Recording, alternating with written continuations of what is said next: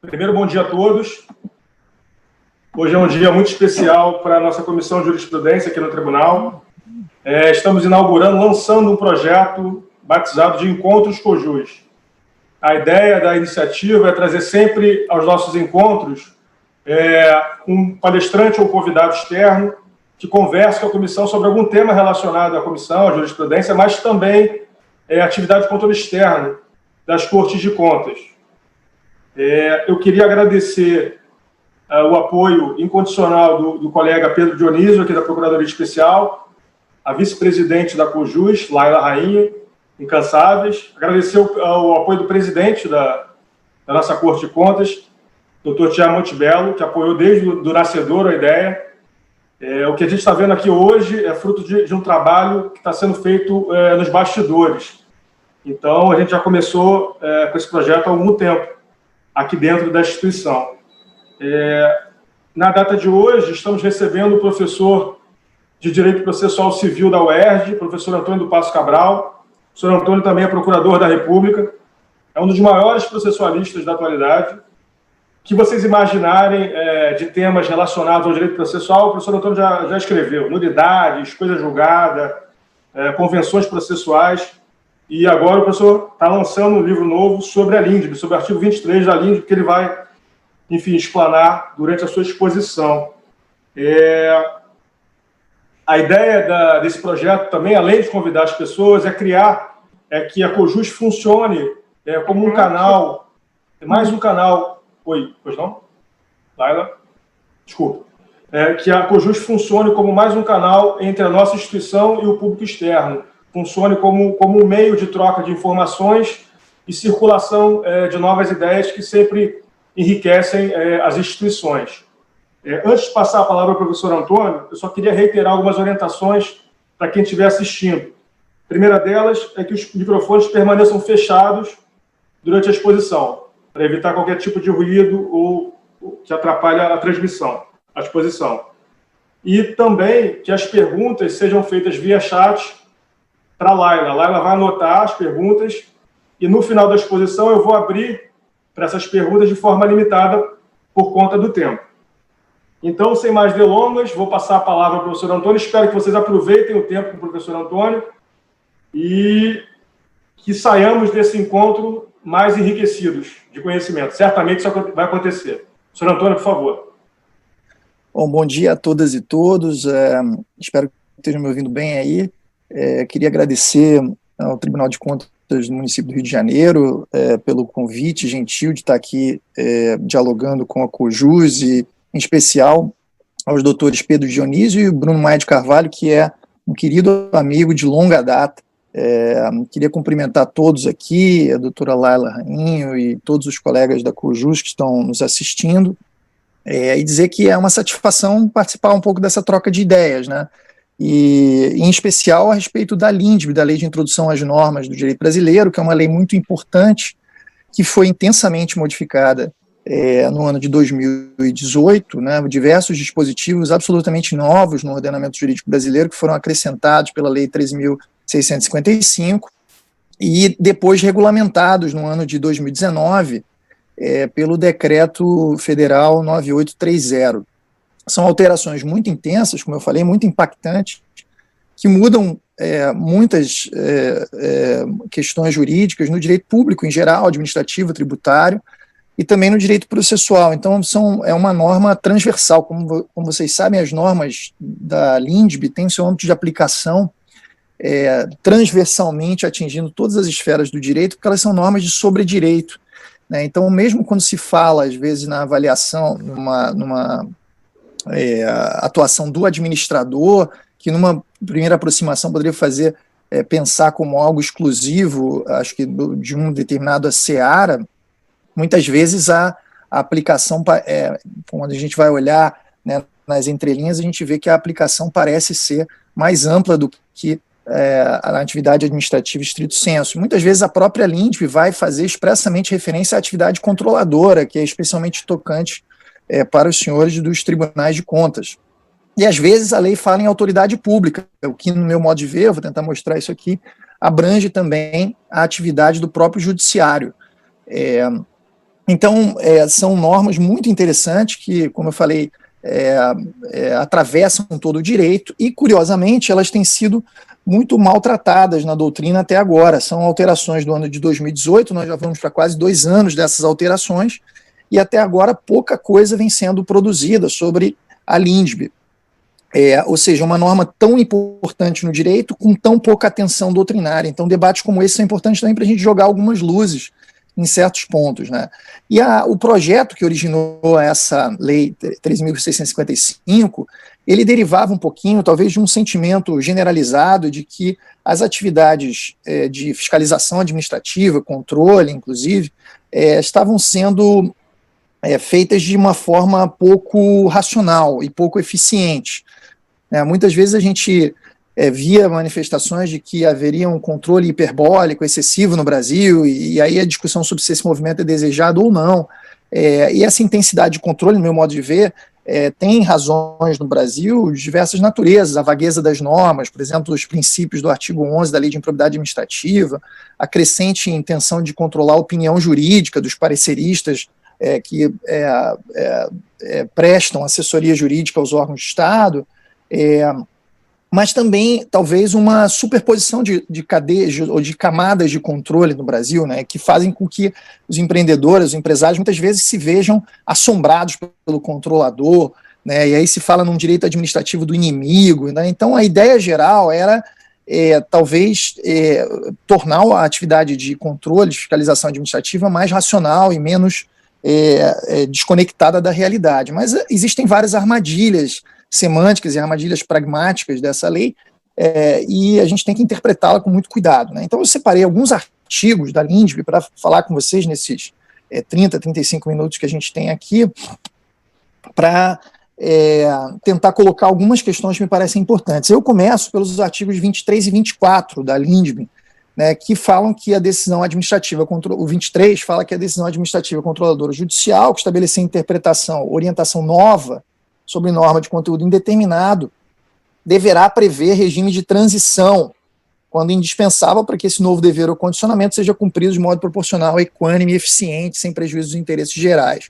E o artigo 24 fala que a revisão nas esferas administrativa, controladora ou judicial, quanto à validade de ato, contrato, ajuste, processo ou norma administrativa, vejam a amplitude do dispositivo, deverá levar em consideração as orientações gerais da época, sendo vedado que, com base numa mudança de orientação geral posterior, se declarem inválidas situações plenamente constituídas, né? E aí depois o parágrafo único vem dizendo o que são essas orientações gerais. Vejam que esses artigos, me parece, querem implementar um novo paradigma de segurança jurídica, que é o paradigma da segurança compreendida como continuidade jurídica. O que isso quer dizer? Antigamente se pensava que, para garantir segurança jurídica, era necessário impedir a mudança. Essa lógica era uma lógica que a gente via na própria LINDB, no artigo 6º, que era da antiga Lei de Introdução ao Código Civil, ainda da década de 40 do século passado, que era a lógica baseada de proteção, né, dos atos jurídicos pretéritos, baseada no conceito de res finita, quer dizer, uma vez praticado um ato e consolidada aquela posição jurídica, a gente observaria sua irreversibilidade, inalterabilidade e imutabilidade. Então, esses referenciais de irreversibilidade, inalterabilidade e imutabilidade eram referenciais que falavam ao coração dos mecanismos para garantir a inalterabilidade dos atos jurídicos praticados no passado e que iluminavam a aplicação de institutos como o ato jurídico perfeito, o direito adquirido e a coisa julgada. Então, toda essa constelação de institutos que vinham para proteger segurança jurídica baseavam-se na ideia de impossibilidade de modificação do conteúdo dos atos jurídicos praticados. E a gente vê que esse modelo é um modelo que era baseado numa imobilidade. Você petrificava o conteúdo de um ato e impossibilitava sua alteração, o que é um modelo que me parece inadequado para o Estado de Direito contemporâneo, um Estado de Direito que tem que se mover numa velocidade muito diferente daquela do século XIX, da pandectística alemã, quando esses conceitos foram pensados e consolidados na doutrina mundial, e, de outro lado, não responde às necessidades de adequação de um mundo que muda muito. Então, não só a constância das alterações normativas, mas a velocidade dessas alterações mudou. E isso exige respostas estatais muito mais adaptáveis e flexíveis.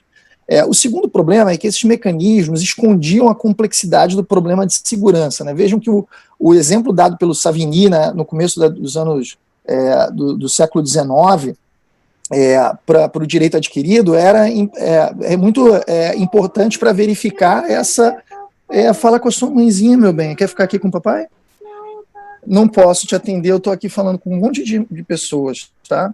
Desculpa, pessoal, a beleza do home office, né? O exemplo do Savigny é interessante para explicar a dualidade. Vem cá, senta aqui no meu colo. Vem cá, senta aqui. O exemplo do Savigny era interessante para explicar essa dualidade, né? Ele opunha direito adquirido e expectativa de direito, né? E ele dava um exemplo de uma pessoa que adquiria na época na Alemanha a maioridade com 21 anos. Então, daquela pessoa do seu nascimento até 20 anos, 11 meses e 29 dias, só tinha expectativas de direito. Ela não tinha mais, ela não tinha o direito adquirido, né? Mas a partir do momento em que ela adquiria a maioridade, se viesse uma lei posterior mudando a maioridade para 24 anos, aquele que já tinha se tornado maior não perderia a maioridade. Ora, me parece que esse paradigma equiparava um recém-nascido a um jovem de 20 anos, como se ambos tivessem a mesma expectativa, desconsiderando a diferença nas duas situações e desconsiderando também as intensidades de expectativa que vão se criando na medida em que um conjunto de circunstâncias vai avançando nas relações jurídicas, sobretudo nas relações jurídicas de longo prazo, né? Esse formato de segurança jurídica também não percebia que havia outras modalidades de institutos que procuravam proteger a segurança jurídica, inclusive aplicáveis à atividade administrativa, que eram menos rígidos e não eram tão maniqueístas para a proteção do conteúdo dos atos estáveis. Um exemplo no direito administrativo é a tutela da confiança legítima, né, algo que a gente já vinha aplicando há muitos anos, inclusive aqui no Brasil, nessa seara. Bom, então a segurança jurídica tinha que mudar, e há muito tempo que a gente vê que a segurança jurídica não é a menina dos olhos do direito. No direito processual, a gente viu, inclusive, nos anos 2000, teses que se rebelavam contra a coisa julgada, dizendo que tinha que haver uma relativização da coisa julgada inconstitucional, que foram uma reação também a esse paradigma de imutabilidade, dentro da ideia de que, no direito, diante da constância dessas mudanças, se surgissem novas provas, novas normas e novos fatos, haveria necessidade de incorporar isso no decisum, verificando se alguma possibilidade de mudança deveria haver. Muito bem, e agora esse movimento todo, né, de superação desses conceitos de res finita e dos referenciais de inalterabilidade, imutabilidade e irreversibilidade, estão consagrados no artigo 23 da LINDB, que traz para a gente um novo paradigma de segurança jurídica, como eu disse, a continuidade jurídica. A continuidade ela não pressupõe a irreversibilidade do conteúdo, é outro referencial. Ao contrário, a gente parte da ideia de que o ordenamento tem que responder de maneira flexível e adaptável, então alguma margem de mudança para os atos anteriormente praticados é admissível no sistema, né? É claro que os atos jurídicos pretéritos devem ter seu conteúdo protegido, mas apenas prima facie. Agora, portanto, existe uma permanência do conteúdo do ato pretérito, mas essa permanência é apenas tendencial. Porque se novos elementos, novos fatos, novas normas, novos argumentos aparecerem que justifiquem a alteração, a modificação do status quo, deve-se admitir a mudança. Agora, é claro que para isso, para quebrar aquela estabilidade que se criou, surge um ônus argumentativo. A autoridade pública, para modificar esse ato pretérito, ela tem uma pressão que o ordenamento, em termos de continuidade jurídica, exerce em sentido contrário, pela permanência do conteúdo anterior. E se for o caso de modificação, a continuidade jurídica se preocupa com o outro lado dessa questão, que é a continuidade jurídica na mudança. Quer dizer, quando for o caso de modificar, de alterar o conteúdo do ato anterior, o paradigma da continuidade jurídica preocupa-se com a criação de pontes de continuidade, que também não havia no formato anterior de segurança jurídica. Quer dizer, anteriormente a gente imaginava que estávamos protegidos, mas de repente vinha lá uma decisão que modificava a coisa julgada, alterando de um dia para o outro a sentença que a gente imaginava que estava nos concedendo em caráter definitivo alguma prestação. E, por exemplo, ao julgar uma ação rescisória, não havia preocupação de que aquela modificação da sentença transitada em julgado pudesse levar a uma alteração abrupta da situação jurídica daqueles envolvidos. E, com isso, o formato tradicional de segurança jurídica como imutabilidade ou inalterabilidade não se preocupava com a modificação do conteúdo dos atos. Então, é necessário garantir que, se for o caso de mudar, nós criemos pontes de continuidade, permitindo uma transição entre o regime anterior e o novo regime, que não seja uma surpresa para os indivíduos atingidos, né? E aí surge o tema das regras de transição. O artigo 23 da LINDB fala expressamente que tanto nas revisões de contratos, nos atos jurídicos modificados, nas decisões em processo administrativo e tudo mais, quando for o caso de mudar uma orientação anterior, que tenha gerado posições consolidadas, deve-se prever um regime de transição. E essas regras de transição, que a gente conhecia muito bem nas normas legislativas, agora estão sendo generalizadas para as normas administrativas, para as decisões administrativas e para as decisões jurisdicionais.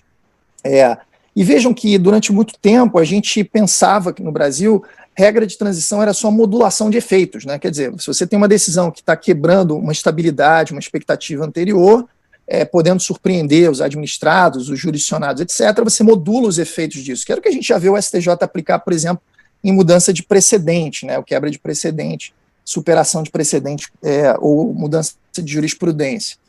Mas regra de transição não é apenas modulação é apenas uma das espécies de regra de transição. Então eu tento desenvolver o tema falando também de outras espécies de regra de transição, como compensações financeiras, a ajuda de adaptação, que é interessante porque ela não é em dinheiro, ela é in natura, né? Então isso se aplica muito em casos referentes a contratos administrativos de longo prazo, quando você tem que manter o equilíbrio econômico e financeiro do contrato, em questões envolvendo direito econômico, com a possibilidade de utilização de infraestrutura essencial, questões envolvendo aposentadoria, direito de vizinhança, etc. Também outras espécies de regras de transição são as chamadas cláusulas de exceção e opção, né, permitindo que os indivíduos optem por um regime ou outro, ou anterior, com os ônus e bônus, ou o novo regime com os ônus e bônus. O que não pode é as pessoas escolherem, ou o próprio administrador definir que as pessoas possam optar pelo melhor dos mundos, né? Então, essa reflexão sobre o artigo 23, também o 24 da LINDB, e o regime de transição é algo absolutamente essencial para as decisões administrativas controladoras e também as jurisdicionais no Estado contemporâneo.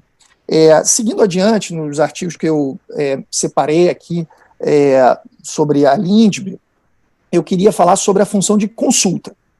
Hoje, o artigo 30 da Lei de Introdução às Normas de Direito Brasileiro diz que as autoridades públicas devem atuar para aumentar a segurança jurídica na aplicação das normas, inclusive por meio de regulamentos, súmulas administrativas e respostas a consultas. Vejam que aqui não se fala em autoridade administrativa e não se fala em autoridade controladora, se fala em autoridade pública. Por isso que eu tenho, inclusive, defendido que essa disposição se aplica também para que a gente possa defender uma função de consulta jurisdicional. Tradicionalmente, a função de consulta, seja ela jurisdicional ou não, ela ficou um pouco, por assim dizer, relegada a um segundo plano, porque a gente tem uma cultura jurídica que imaginava que as autoridades públicas, administrativas ou jurisdicionais, deveriam se preocupar com problemas concretos, né? Então, as discussões em tese sempre eram vistas como um problema menor, como algo que deveria ser considerado como secundário ou até desprestigiado. Mas hoje, no direito contemporâneo, na sociedade contemporânea, eu costumo dizer que as pessoas se movem pela expectativa de incidência normativa. Então, a gente pratica condutas hoje projetando as consequências futuras que essas condutas possam ter na nossa esfera de direitos. Então, quando a gente projeta a incidência de uma norma na nossa relação jurídica, na nossa esfera de direitos, a gente pode optar por praticar ou não uma conduta. Veja, no direito tributário, se eu faço um planejamento tributário e os advogados me dizem que se eu praticar determinado tipo de conduta, se eu tomar certo tipo de comportamento, incidirá um tributo, eu posso optar hoje por não praticar aquela conduta, e com isso eu evito a incidência da norma e evito as consequências futuras que aquilo pode ter na minha esfera de direitos. Então vejam que, muitas vezes, essa projeção que os indivíduos fazem sobre as consequências normativas que as regras e as normas em geral vão ter na sua esfera de direitos, pautando o seu comportamento, são uma visão de que o direito está nos condicionando a todo momento. E muitas vezes as normas, pela sua vagueza, ou por serem continentes de conceitos jurídicos indeterminados, cláusulas gerais, princípios, etc., não permitem que o indivíduo tenha cognoscibilidade, previsibilidade, por assim dizer, ex ante, né, antes da incidência da norma, sobre o que pode acontecer com ele se ele tomar a conduta A ou a conduta B. Então, diante dessa dúvida, que possa surgir a respeito da interpretação, do sentido, da semântica envolvendo uma determinada norma, a função de consulta se torna, no mundo contemporâneo, algo absolutamente fundamental, e muitas vezes isso vai ser exercido perante o Tribunal de Contas, perante a administração pública, e por que não perante o Judiciário? Por que não, a gente não consegue enxergar que exista, às vezes, para as pessoas um interesse concreto de ver, diante de uma situação que ela tem na sua vida, como o Judiciário interpretaria uma determinada norma. Então vejam que subjacente à função de consulta tem sempre um problema concreto, uma dúvida que a pessoa tem da aplicação possível de uma regra, de uma norma, à sua esfera de direitos. Embora, então, a consulta seja feita em abstrato, subjacente a ela tem um problema concreto. E eu não vejo problema nenhum na gente reconhecer isso como algo importante, porque o judiciário, os administradores, os controladores estarão dando parâmetros de entendimento a respeito da incidência futura dessas normas, que vão estar, por assim dizer, guiando a conduta das pessoas a prioristicamente. E essa função que as normas têm, os precedentes têm, enfim, as concretizações do direito vão tendo em diversos níveis, né, para a tomada de conduta individual, elas hoje são algo muito importante no mundo, né, e evidentemente também na realidade brasileira. Então me parece que hoje essa função de consulta, generalizada pelo artigo 30 da LINDB, tornou-se uma preocupação que eu acho que todos os órgãos públicos, em quaisquer das esferas que a LINDB trata, inclusive na esfera controladora, devem se preocupar. E uma olhada sobre o regimento interno do Tribunal de Contas do município do Rio de Janeiro mostra que lá também está prevista a função de consulta. Mas se eu posso fazer alguma crítica às normas que são previstas no regimento interno do TCM, que são os artigos 235 e 236, me parece que eles merecem uma atualização. Primeiro, porque o artigo 235 limita a função de consulta a determinadas autoridades públicas, ou seja, todas são autoridades públicas que podem atuar, por assim dizer, como consulentes.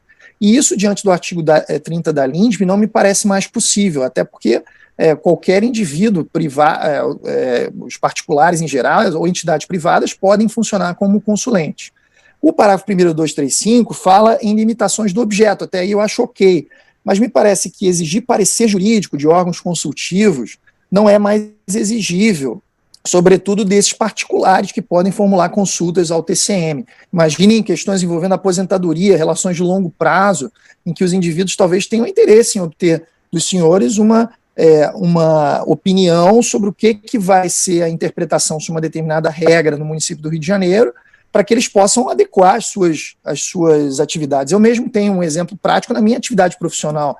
Eu, na esfera federal, migrei de regime previdenciário do regime público para o regime particular, né? Então é um meio termo entre regime público e particular. E existem várias regras que vão reger essa minha relação jurídica. Eu tenho dúvidas variadas sobre inúmeros aspectos desse regime híbrido no qual eu me meti, por assim dizer. E o que eu vou fazer? Eu vou ficar esperando 30 anos com essa incerteza, contribuindo sobre um determinado valor, às vezes no meu salário integral, para lá na frente saber se eu vou ser beneficiado ou não por uma regra do regime de servidor. Se eu entrar com uma ação declaratória no judiciário, provavelmente eu vou ter uma sentença que vai contra os meus interesses, dizendo que eu não tenho direito adquirido a um regime jurídico, né? Que é aquela ideia antiga, né, de pensar que eu só tenho direito adquirido depois que todas as circunstâncias fáticas e jurídicas, né, o acúmulo de tempo, contribuições, somada a uma série de normas, etc., levarem nessa combinação a incidência completa desse regime, me dando o direito à aposentadoria. Até esse momento eu não tenho direito de saber qual a interpretação que vai ser dada à minha esfera de direitos. Eu posso receber uma decisão dizendo assim, olha, hoje, sem contar posteriormente as diversas modificações possíveis que as normas podem trazer na sua esfera de direito, sem contar que amanhã você pode pedir exoneração e não ser mais servidor público, hoje, à luz das circunstâncias que hoje estão presentes, a gente acha que a regra tal incide na sua situação. Qual o problema de dizer isso? Eu vejo a função de consulta nesse cenário, né, enxergando o interesse desses indivíduos em diversas relações jurídicas que a administração pública e as instâncias controladoras são chamadas a resolver. Vejam ainda que o parágrafo 4º do artigo 235 do regimento do TCM diz que a resposta tem caráter normativo, que vem nessa linha que eu vinha sustentando, né, da segurança jurídica no mundo contemporâneo. É uma visão prospectiva das normas, né, orientando comportamentos para frente, que os americanos chamam de future law approach. Né, e aí está dito que o Tribunal de Contas define a tese, mas ele não faz considerações sobre o fato ou o caso. E aí o 236 vem dizer que o TCM não conhecerá a consulta se ela versar sobre caso concreto, né? E aí eu acho que tanto o parágrafo 4º, 235, quanto o 236 tem que ser vistos bem, né? E tem que ser compreendidos dentro dessa linha, porque sempre numa consulta, embora ela seja formulada em tese, existe um problema concreto subjacente, e assim deve ser, né? Mas não há... então, quer dizer, a gente não deve ficar pensando que para que haja a função de consulta não pode ter nenhuma referência a um caso concreto, porque isso já levaria a uma inadmissibilidade da consulta. Não é bem assim. Me parece que o que a gente deve imaginar é que o pronunciamento que se requer do Tribunal de Contas não seja sobre o caso concreto, mas sim sobre a interpretação de uma regra em caráter geral e abstrato, né? É claro que depois o fato concreto ocorrerá ou não ocorrerá, e aí sim a gente vai verificar o momento de aplicação daquele entendimento ao caso concreto. Isso não será objeto da consulta, mas também não podemos rejeitar a consulta apenas porque subjacente está um problema concreto, porque é assim que deve ser, né? Então, me parece que talvez se for acontecer algum aprimoramento redacional, né, dessas questões referentes à função de consulta no âmbito do Tribunal de Contas, eu creio que essas reflexões poderiam ser úteis, assim, não só para a atuação administrativa dos senhores no dia a dia, mas também para a eventual elaboração normativa, né, em torno do regimento à luz dessas alterações da LINDB. Um outro artigo que eu queria abordar brevemente é o artigo 22 da LINDB. Né? O 22 ele fala sobre o erro na administração e ele tem sido talvez até bem tratado pelos administrativistas nesse ponto. Agora, o parágrafo 3º do artigo 22 me parece que ainda é um buraco negro e tem sido pouco observado. Ele diz que as sanções aplicadas ao agente serão levadas em conta na dosimetria das demais sanções de mesma natureza e relativas ao mesmo fato. Então veja como isso é interessante, né?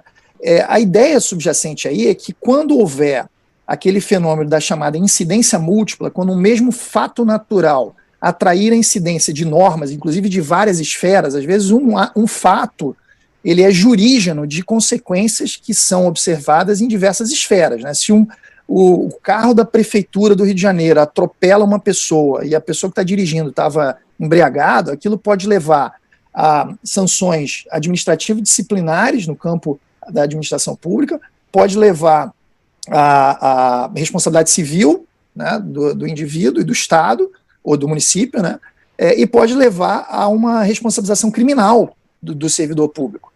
Então vejam que as instâncias que tradicionalmente eram compreendidas como independentes, nunca foram independentes, mas a gente aprende como se elas fossem totalmente independentes, hoje elas começam cada vez mais a se imbricar. Então a gente tem que analisar um pouquinho essa concorrência de efeitos entre várias esferas, e isso é algo que na administração pública já tem gerado problemas, especialmente no campo da corregulação. Concorrência de normas reguladoras, isso acontece muito entre as agências reguladoras, entre as agências entre si, ou entre outros órgãos fiscalizadores. Por exemplo, na esfera federal, um grande problema tem sido a concorrência da fiscalização do CAD com outras agências, ou da CVM com outras agências. Vejam que, às vezes, a CVM regula aspectos que também são regulados pela Ancine, ou, às vezes, a gente vê agências reguladoras autuando empresas juntamente com outros órgãos de fiscalização do meio ambiente, o IBAMA. E a gente vê esse problema de corregulação também entre os entes federativos, né? Muitos empresários reclamam muito da esfera de direito do consumidor ou de meio ambiente, né? Onde essas camadas de regulação às vezes se sobrepõem.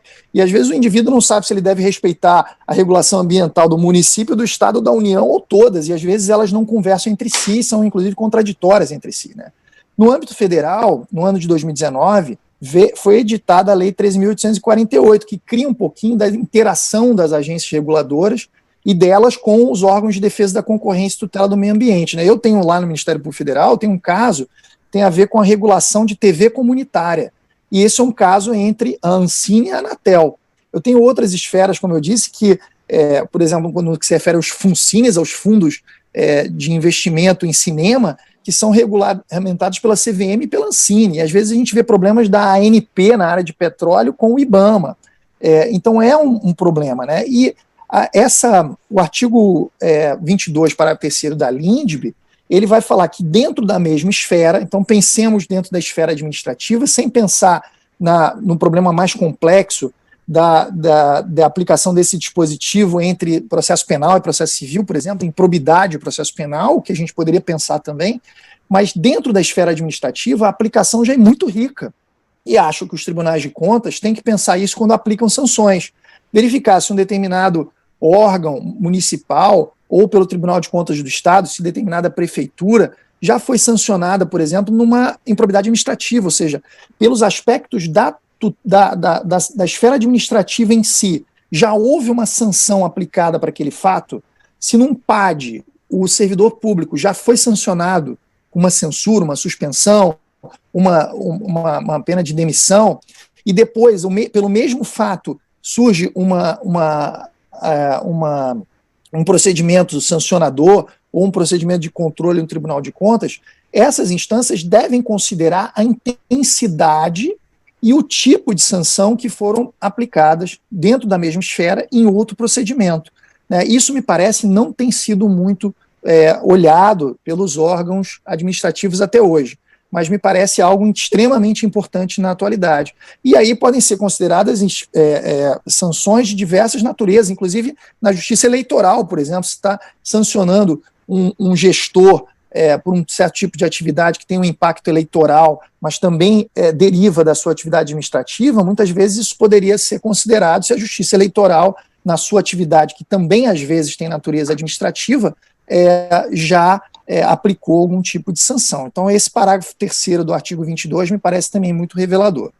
Um outro dispositivo que me parece também um outro tema pouco enfrentado nos comentaristas da LINDB é o artigo 26. O artigo 26 vai dizer que para eliminar irregularidade, incerteza jurídica ou situação contenciosa na aplicação do direito público, inclusive no caso de expedição de licença, a autoridade administrativa poderá, após o oitiva do órgão jurídico, quando for o caso, após realização de consulta pública, presente relevante interesse geral, celebrar compromisso com os interessados, observada a legislação aplicável, compromisso que só produzirá efeitos após a publicação oficial. E aí segue o parágrafo 1º falando sobre alguns requisitos do compromisso, de conteúdo e de forma. Né? Mas o que eu quero salientar é que esse artigo 26, hoje ele prevê uma cláusula geral, por assim dizer, de negociação na esfera pública. Algo que às vezes a gente só via regulada na lei da ação civil pública, do termo de ajustamento de conduta, hoje, de forma muito mais ampla, podendo ser utilizado para diversas finalidades. Vejam que o caput do artigo 26 da LINDB fala que o compromisso ele pode ser utilizado para eliminar irregularidade, algo que eu acho que pode ser muito útil na atividade controladora dos tribunais de contas, né? Verifica-se uma irregularidade, mas como aquela irregularidade é algo que pode ser sanável, chama o controlado, o administrado, para a mesa de negociação e tenta firmar um compromisso para eliminar aquela irregularidade, trazendo elementos novos para aquele ato ou contrato, para que aquela irregularidade seja sanada, dando-se publicidade, com transparência, etc., e dentro de um procedimento que garanta a participação de todos aqueles que naquela atividade específica possam ter algum tipo de interesse. Agora, vejam também que o artigo 26 da LINDB prevê que o compromisso pode servir para eliminar incerteza jurídica.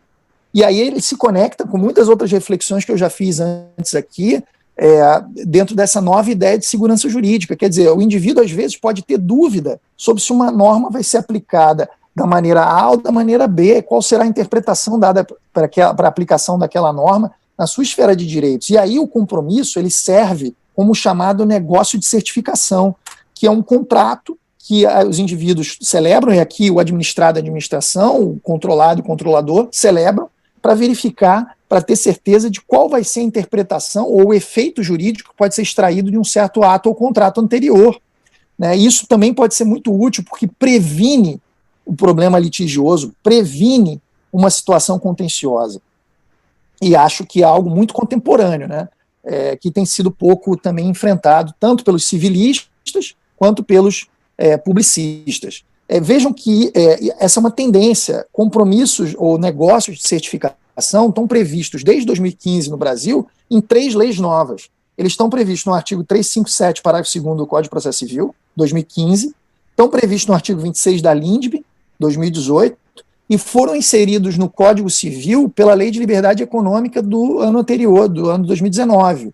E hoje estão lá genericamente previstos para todos os atos jurídicos, na teoria geral do negócio jurídico, estão lá previstos no artigo 113, parágrafo 2º do Código Civil. Então vejam como essa é uma tendência de enxergar que a eliminação de incerteza jurídica, antes mesmo do conflito aparecer, é algo do nosso tempo, é algo muito atual, é um bem, é interesse de muitas pessoas essa eliminação de incerteza jurídica. E, por fim, o compromisso pode servir para a eliminação de situação contenciosa, e aí ele serve como uma espécie de transação de direito público.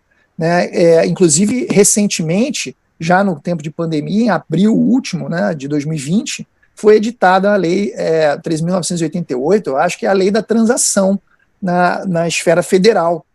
Então vejam como é uma tendência, né, não só de autocomposição na esfera pública, mas também de negociação a respeito de aspectos normativos da aplicação do direito, público ou privado, né, e que podem interessar a diversos atores. Né.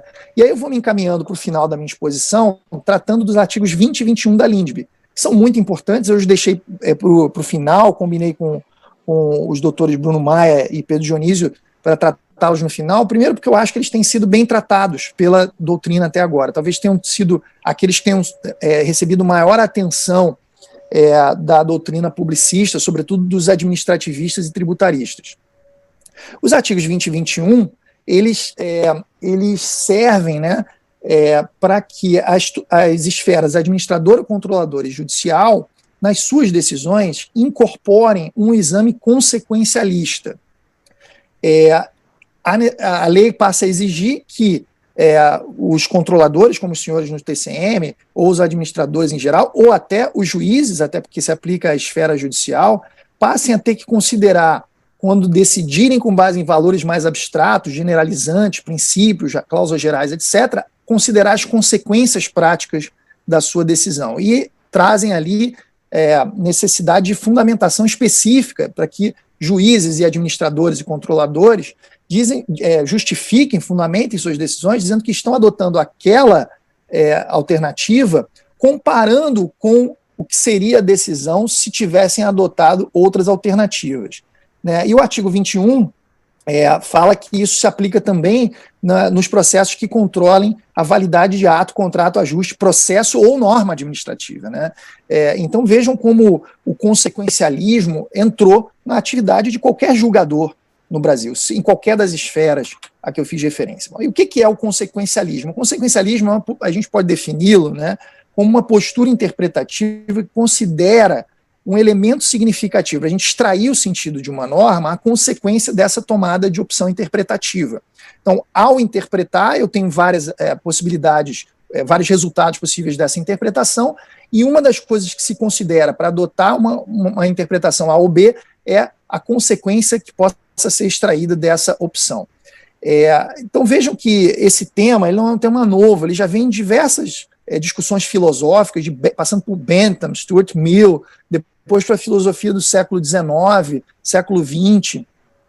A gente conhece essa discussão no pragmatismo norte-americano, nas teorias da justiça, por exemplo, John Rawls já tratou isso, e houve muitas críticas ao pragmatismo de diversas searas por autores muito conhecidos, inclusive muito estudados no Brasil, como Niklas Luhmann. Então vejam que o tema não é novo, mas nós estamos entrando nesse tema, às vezes puxados pela norma. Embora no direito administrativo, nos últimos 20 anos, esse tema tenha tido algum tratamento, muitas vezes a gente vê uma certa incompreensão sobre o que ele é, né? E até hoje, o que eu tenho visto nas decisões judiciais que aplicam a ideia de consequencialismo é que elas dão um chute. Elas ouviram falar que lá no artigo 20 e 21 da LINDB é possível dizer que a gente considera uma consequência para uma tomada de opção interpretativa e chutam isso lá, colocam isso lá em uma linha, pretendendo ultrapassar, né, por exemplo, as razões puramente dogmáticas para interpretar uma regra a partir dessa consideração de efeitos práticos. Então, o perigo que está aí é a utilização equivocada do consequencialismo.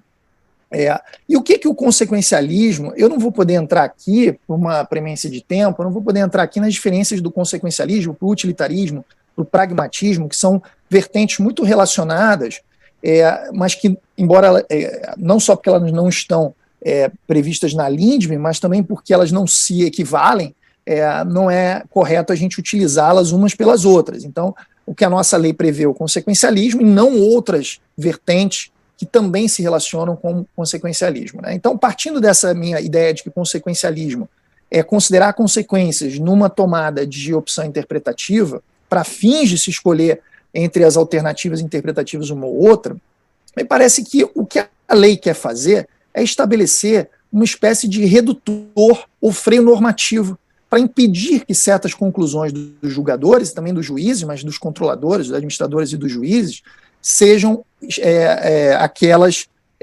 aquele resultado extraído num caso concreto. Então, como é que a lei pretende estabelecer esses redutores ou freios normativos? Como é que isso vai se colocar? Quais as consequências que o julgador deve analisar? São consequências de qualquer natureza, econômicas, sociais, jurídicas, ou apenas de alguma natureza? No aspecto subjetivo, são consequências para quem? São consequências tomadas na visão de quem interpreta ou na perspectiva do destinatário da norma? Essas consequências são de curto, de médio ou de longo prazo?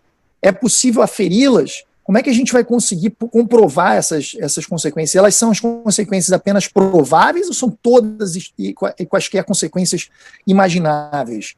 Quantitativamente, qual é a métrica para essas consequências?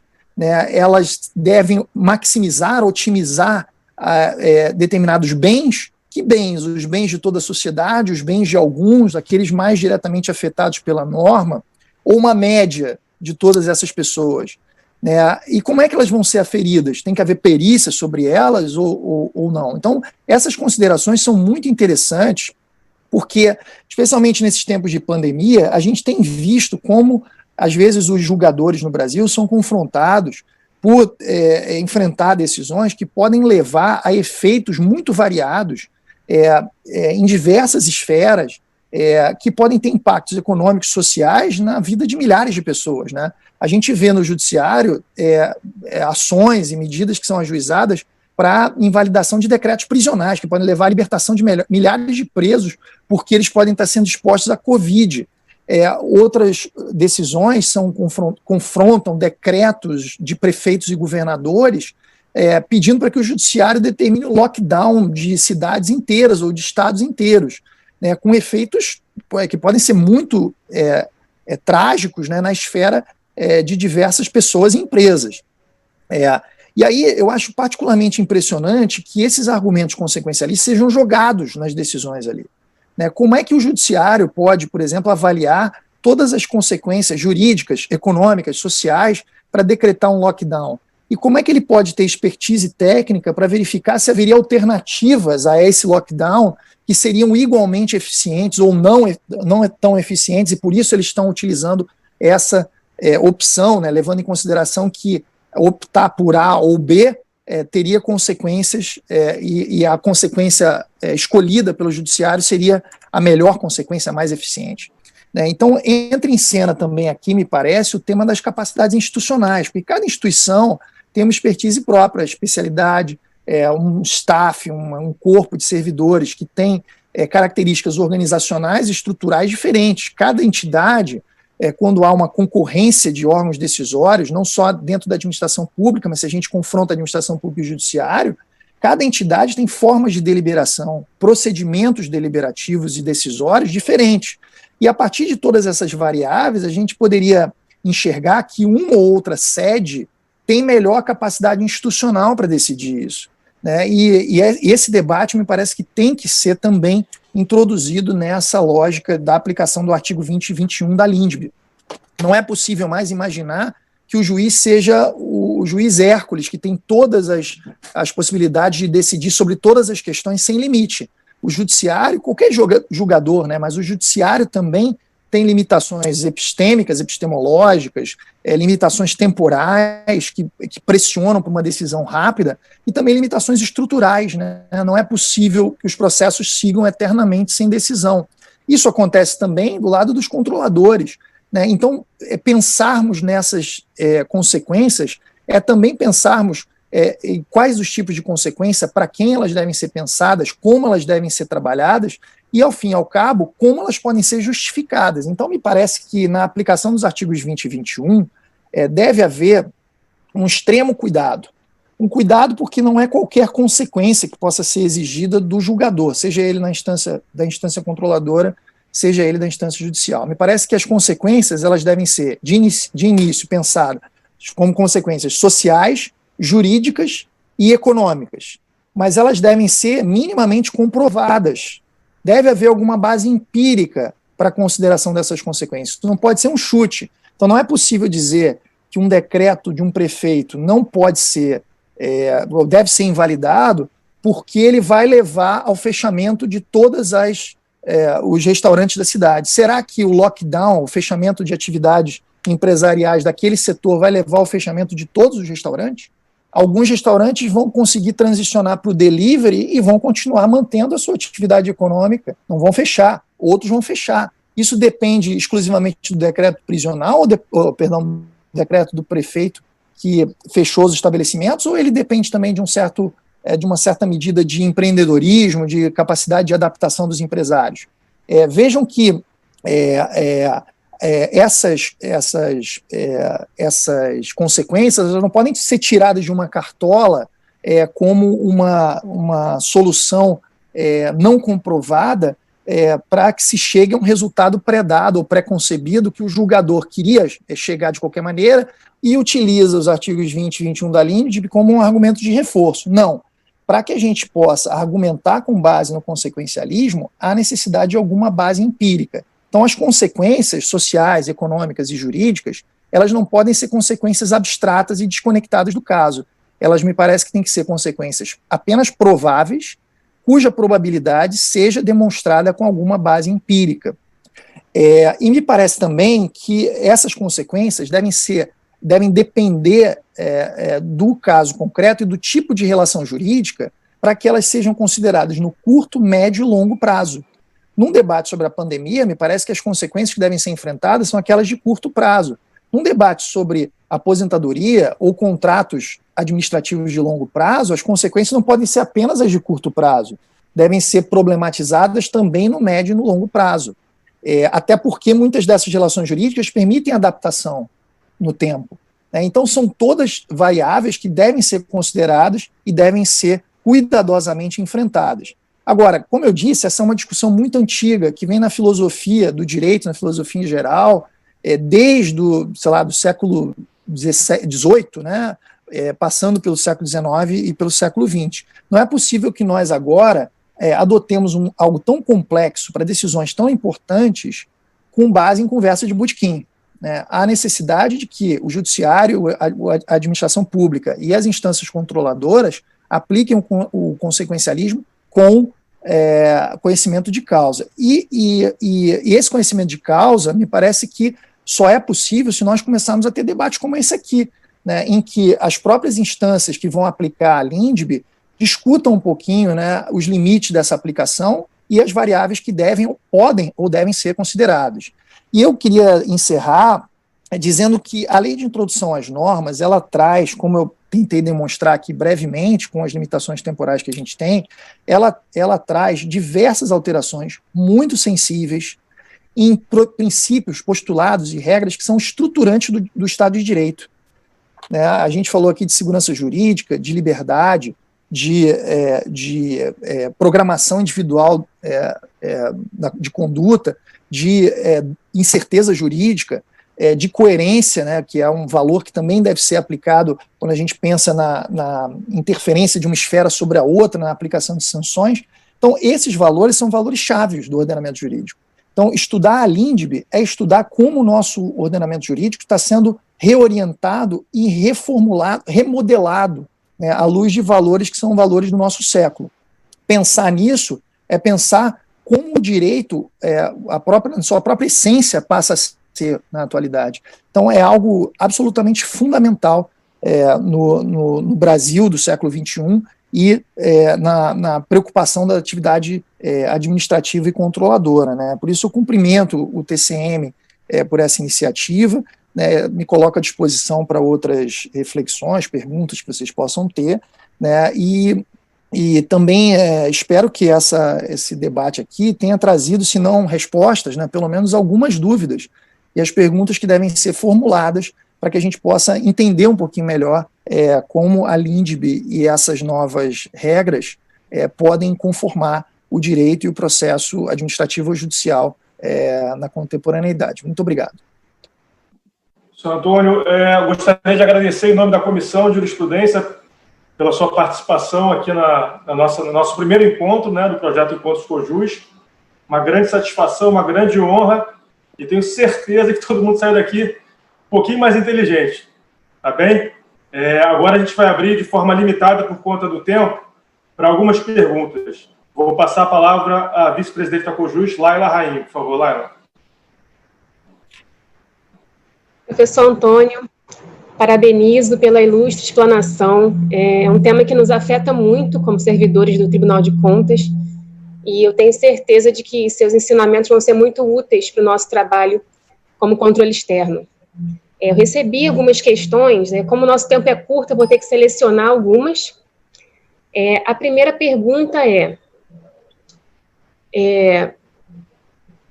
que o senhor falasse um pouco sobre o erro grosseiro, e se entende existir conflito entre a MP 966 de 2020 e a LINDB.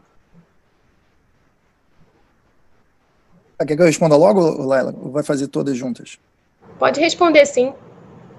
Tá.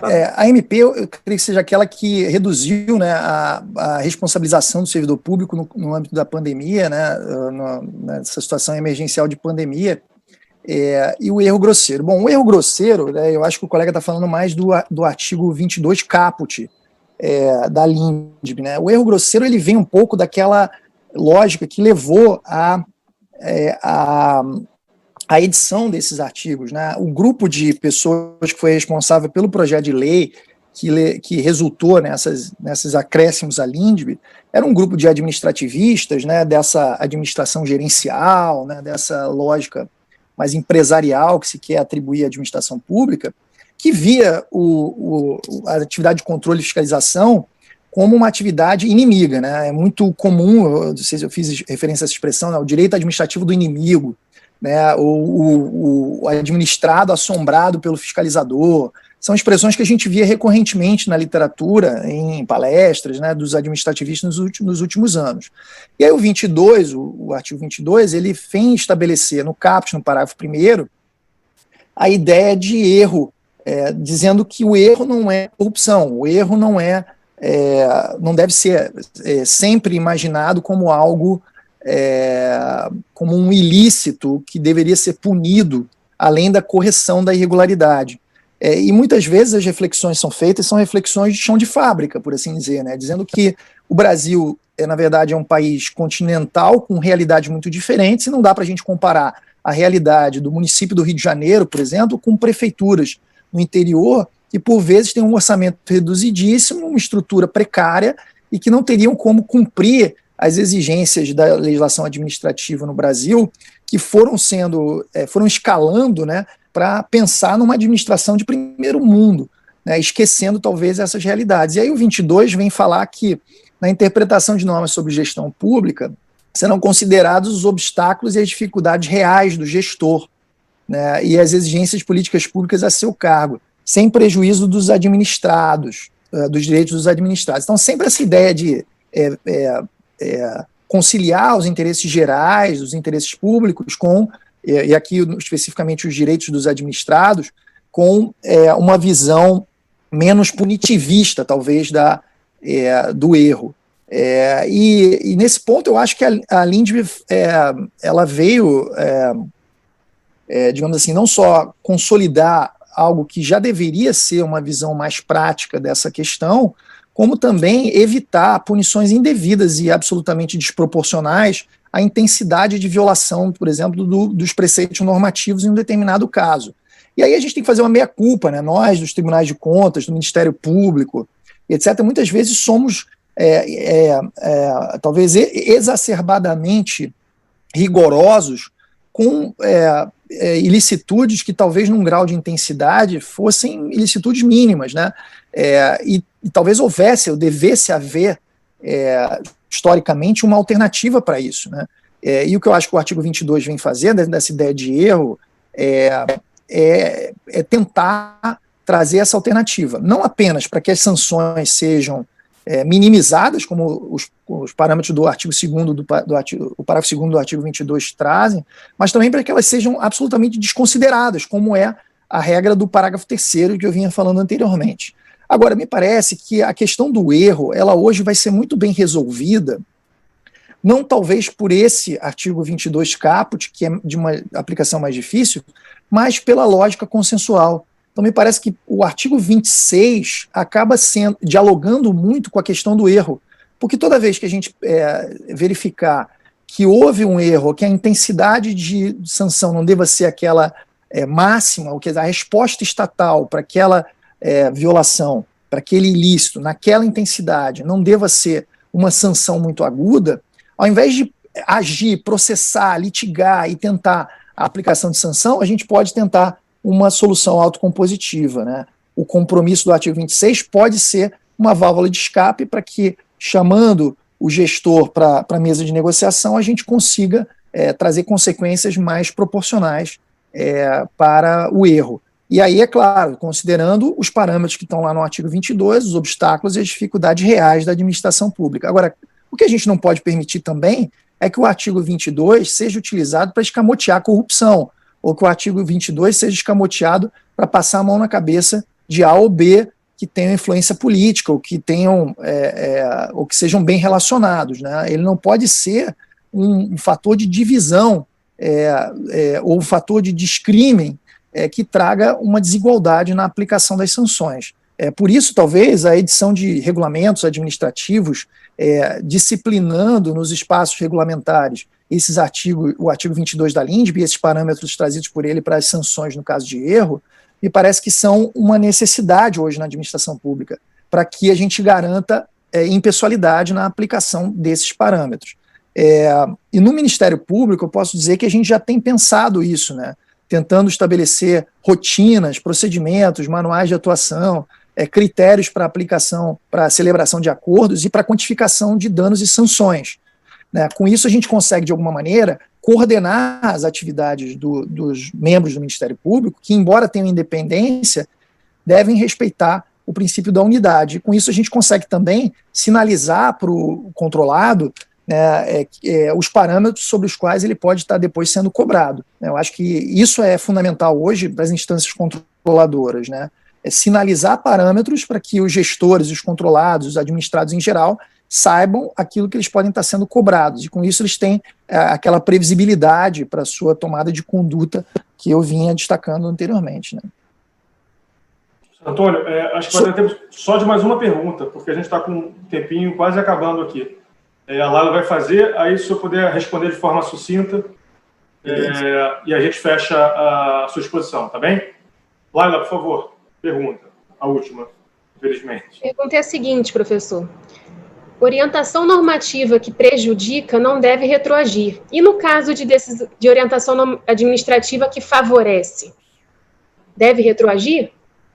Veja, o que eu acho que é importante é verificar que a ideia de retroação ou não retroação não pode ser mais a única solução no caso de mudança de orientação normativa. Né? Como eu falei, a pergunta, vejam como é importante essa questão, porque é cultural. Nós sempre imaginamos que a única forma de regra de transição é a modulação temporal.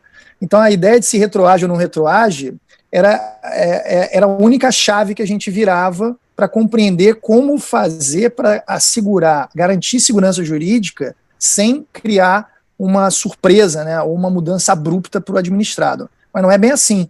Hoje a gente tem outras formas de regra de transição. Eu, aqui brevemente, né, com a pressão do tempo, eu não pude desenvolver muito o tema. Mas vejam que, se houver uma orientação normativa e se o interesse foi que ela se aplique retroativamente, eu não vejo problema nisso. A questão é que, como aqueles que se posicionaram lá atrás, né, e, portanto, por isso que há aí um problema de liberdade, né, como aqueles que agiram com base na orientação normativa anterior, tinham uma expectativa de incidência daquela orientação na sua esfera de direitos, eles não podem ser surpreendidos. E deve haver algum mecanismo para criar aquela ponte de continuidade a que eu fazia referência. Esse mecanismo não precisa ser a não retroação, não precisa ser a modulação de efeitos, uma pronúncia ex nunc, né, da nova orientação normativa. Se a ideia for que ela deva retroagir, você deve procurar aqueles casos em que as pessoas tomaram condutas concretas com base naquela orientação normativa anterior e compensá-los de outra maneira. Isso pode ser feito pela concessão de incentivos fiscais, isso pode ser feito com a concessão de potenciais de construção. Então vejam que as outras normas, as outras regras de transição a que eu fiz referência, como a ajuda de adaptação, compensação financeira, podem ser atuadas em conjunto com a questão temporal dos efeitos. Você pode dizer, olha, isso vai retroagir até a data tal. Naquela data, quem agiu até aquela data e tomou certos tipos de conduta, esse vai ser compensado em tal valor. Ou esse pode ter aqui uma concessão de um potencial de construir o crédito de carbono. Então você vai concedendo outras compensações para fazer com que aqueles que estariam sendo surpreendidos possam ter algum tipo de correção na sua esfera de direitos, né? Vejam, então esse tema se tornou altamente complexo. Então não é só assim, vai retroagir ou não vai retroagir. Existem caminhos intermédios. As cláusulas de exceção e de opção são uma boa nesse sentido, falando assim, olha, vamos chamar todos os administrados aqui. Quem quiser que a nova orientação se aplique a ele, ela vai se aplicar desde sempre, retroagindo. Quem quiser ficar com a orientação anterior, pode ficar, mas aí a nova orientação não vai se aplicar até tal data. E com isso você vai meio que tentando formatar e adaptar para as diversas situações que se apresentam. Então não há uma solução única para a questão, e tampouco a gente deve pensar nas regras de transição como algo excludente, como se uma excluísse a aplicação da outra. Elas podem se combinar. Então eu acho que a minha mensagem é um pouco isso. Entender como esses mecanismos se aplicam é entender também a riqueza dessa aplicação e o dinamismo dessa aplicação. Determinados tipos de relação jurídica, por exemplo, aqueles que se protraem no tempo, eles atraem a incidência de certas regras de transição que são mais afetas a esse tipo de relação jurídica de longo prazo do que outras. Então, assim, uma compensação em dinheiro, ela não é boa se você estiver lidando com relações de longo prazo. Então, assim, eu acho que os tipos de regra de transição, eles são adaptados para relações jurídicas diferentes. Então, perceber que nem toda regra de transição é a mais adequada para todo tipo de mudança é perceber um pouco essa riqueza de como as regras de transição podem conversar, porque elas podem ser aplicadas em conjunto. Então, você pode aplicar modulação de efeito junto com cláusulas de exceção de opção, você pode aplicar ajuda de adaptação junto com compensação financeira, dar uma compensação financeira numa bolada em dinheiro num determinado momento e uma ajuda financeira por certo período. Então, assim, relações de longo prazo, elas normalmente não atraem as compensações financeiras em dinheiro, em espécie, porque como a gente não pode aquilatar desde o início todas as consequências de médio e longo prazo, o pagamento em uma vez de uma bolada em dinheiro pode ocasionar uma supercompensação ou uma subcompensação. Por isso que normalmente você opta por outras formas de regra de transição. Então me parece que o desenvolvimento desse tema das regras de transição, ele é importante para a gente, primeiro, virar aquela chave de volta e deixar de usar apenas a modulação de efeito, temporal de efeitos, né?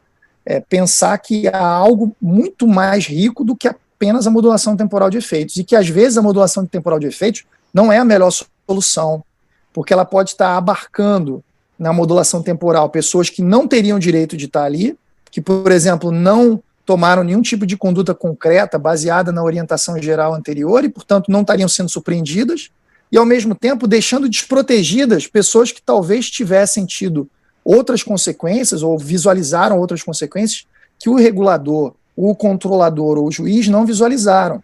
Então, me parece que essa possibilidade de aplicar regras de transição variadas, quanto mais variadas forem as situações jurídicas abarcadas pela decisão, é também compreender que nem todo mundo programa a sua vida da mesma forma. Nem todo mundo é atingido da mesma forma por uma mudança de orientação.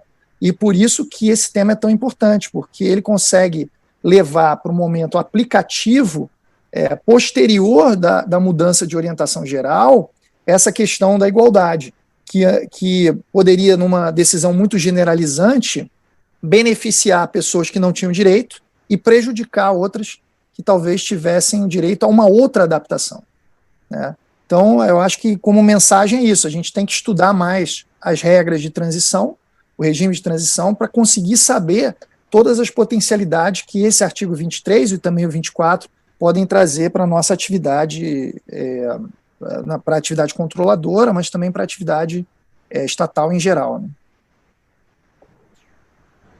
Agradecemos pela resposta, professor. Apenas mais uma pergunta para nós concluirmos. Quais as possíveis consequências da não previsão de um regime de transição e novas interpretações realizadas por um órgão administrativo ou mesmo pelo TCM? É possível que a decisão seja anulada? Ótima pergunta, né? Porque esse tema das regras de transição, como ele é muito novo e ele tem sido muito pouco tratado, ele traz uma série de considerações que eu não vou ter como tratá-las todas aqui, mas que eu tenho tentado desenvolver no livro, em palestras e tal, que são sobre o procedimento adequado, sobre as consequências para o não cumprimento e principalmente sobre como essas regras de transição vão se comportar no confronto com outras normas que possam surgir no ordenamento, né? Então eu tenho para mim que a consequência pela não adoção de regras de transição, quando elas sejam cabíveis, pode levar a uma anulação parcial da decisão. Não uma anulação total, mas uma anulação parcial da decisão. E por que eu entendo isso? Porque eu entendo que existe, a partir do artigo 23 da LINDB, um direito dos administrados a um regime de transição. Ou seja, não é uma faculdade do judiciário, ou do controlador, ou do administrador, estabelecimento de regras de transição. A lei, inclusive, fala que o administrador, o controlador e o juiz deverão estabelecer regime de transição. Então, eu digo que existe um direito de adaptação dos indivíduos que decorre dessa nova compreensão do Estado de Direito, da segurança jurídica no Estado de Direito, que é a continuidade jurídica, que tem como contraparte o dever das instâncias estatais em estabelecer esse regramento transicional. Se não houver esse regramento transicional, o indivíduo pode impugnar a decisão, dizendo que naquela parte ela é nula, porque ela está desconsiderando as repercussões que a mudança vai ter na sua esfera de direitos. Muito bem, como eu disse, essa é uma nulidade parcial. Agora, vejam também que essa norma transicional, editada pelo juiz ou pelo administrador, ela coloca um problema de separação de poderes, né? Porque, tradicionalmente, a gente sempre pensou que só editava normas o legislativo. Depois a gente começou a compreender que o administrador também edita normas. E a gente nunca compreendeu até hoje que o judiciário edita norma, embora isso venha sendo modificado nos últimos anos, sobretudo na teoria dos precedentes, para identificar que o judiciário também cria norma, né? Que a norma da lei ela não é totalmente prescritiva de sentido, e o juiz, ao considerar a norma e aplicar a norma, ele adscreve sentido, ele atribui certa margem de sentido, completando a atividade normativa na aplicação, na interpretação e na aplicação. Então, essa compreensão que partiu da diferença entre texto e norma, né, a norma não equivale ao texto, ela é algo que é o resultado da interpretação e não precede a atividade interpretativa, levou a talvez, a libertação desse preconceito com a edição de normas pelo judiciário. E quando a gente fala em regra de transição, é exatamente disso que se trata. E a gente já viu o Supremo Tribunal Federal, inclusive, o Superior Tribunal de Justiça, editando regra de transição na superação de precedente, e às vezes nem na superação de precedente. Quando um caso é muito complexo e não havia uma orientação qualquer do judiciário, ou seja, num leading case, no caso de primeira impressão, é possível editar a regra de transição, né? A Raposa Serra do Sol no Supremo é um exemplo disso. em que diversas condicionantes foram editadas para transicionar a aplicação daquela regra, sabendo que na concretização daquelas diretrizes haveria um período de adaptação, né? Então, como pensar nessas regras editadas a partir de um caso, às vezes, pela instância controladora ou pelo judiciário, no confronto com outras regras que possam aparecer no ordenamento? Aí me parece que os parâmetros do direito administrativo, criados lá pelo Otto Maia, e que funcionam bem, né, no diálogo entre regulamento administrativo e lei, regra legislada, né, oriunda do Poder Legislativo, me parece que possam ser aplicados aqui também. Então, toda vez que o TCM ou o Judiciário estabelecerem regras de transição, elas vão valer até o momento em que o legislador venha com uma atividade de interposição legislativa, suprindo aquele vácuo e determinando outras medidas para a implementação daquela situação transicional. Se isso acontecer, cessa a eficácia da decisão do juízo e passa a valer a decisão mais generalizante, né? Então vejam que essa convivência da regra de transição com outras regras posteriores é também um desafio que a gente tem que refletir, sobre o qual a gente tem que refletir. E é um desafio também porque essas impugnações, a pergunta me provocou a pensar quais seriam as consequências da edição dessa regra de transição ou da não edição de regra de transição, é que se ao não editar, o judiciário, ou o TCM, ou os tribunais de contas em geral, ou a administração pública, não só ela vai estar podendo anular parcialmente a sua decisão, mas ela está deixando um vácuo normativo, né? Esse vácuo normativo pode ser suprido por outras instâncias produtoras de norma no ordenamento.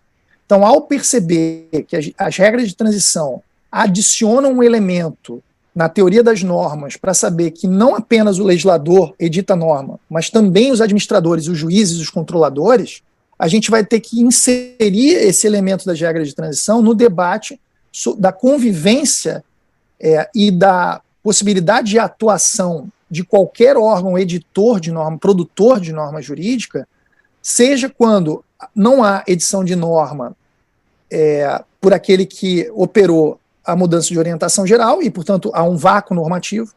A pergunta aí vem ser quem pode suprir esse vácuo, seja quando o órgão decisor que operou essa mudança normativa atuou e aí efetivamente editou a regra de transição.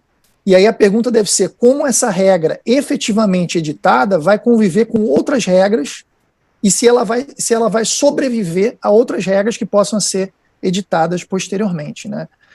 E aí a gente poderia derivar essa discussão para muitas outras, né? Qual é o mecanismo adequado para forçar a edição de uma norma, uma regra de transição, pelo órgão que não é editor? Me parece que a gente poderia utilizar a técnica do mandado de injunção, que é uma técnica exortativa, pela qual o judiciário pode pressionar o TCM, por exemplo, e dizer assim, olha, edite norma de transição em um mês, sob pena de o judiciário atuar a norma de transição. Então vejam como o tema é complexo, ele traz uma série de outras considerações anexas, né, por assim dizer, que vão fazer a gente refletir cada vez mais em questões muito profundas, como eu disse, basilares do Estado de Direito, né? Quem produz norma, quem controla quem, como as instâncias se interferem, né? Se há um direito ou não há um direito do administrado a essa regra de transição, e esse direito corresponde a um dever, em que intensidade, né? Quais as consequências para o descumprimento desse dever. Então, são todas questões muito complexas, e a minha pretensão aqui não foi, como eu disse, trazer respostas, mas introduzir o debate sobre esse tema, que é um debate que, na minha perspectiva, tem sido muito negligenciado, num tema de tanta importância. Senhor Antônio, mais uma vez, queria agradecer sua participação, ter aceito o convite de pronto para participar do nosso primeiro encontro do projeto Encontros Cojus. A grande satisfação mesmo. Essa manhã a gente passou com você, dividiu com você. Certamente foi muito enriquecedora para toda a Comissão de Jurisprudência e para quem pôde assistir a sua exposição. Então, queria agradecer. Se tiver alguma última consideração, e a gente vai se despedir do senhor aqui nessa manhã, tá bem? Só uma palavra de agradecimento a todos os colegas e amigos, só lamentando que por conta da pandemia esse encontro esteja sendo feito dessa forma telepresencial, né? E me coloco também sempre à disposição dos colegas aí do TCM para outras discussões em que eu possa dar alguma contribuição, né? Esperando também sempre essa troca de ideias, que também para mim é um aprendizado. me colocando mais uma vez sempre à disposição, e espero que a gente possa repetir esse encontro quando retomarmos nossas atividades no novo normal, e eu possa abraçá-lo e abraçá-los todos, né, conhecendo pessoalmente todos os colegas. Muito obrigado. Certamente. Obrigado, professor. Um abraço aí. Bom dia aí.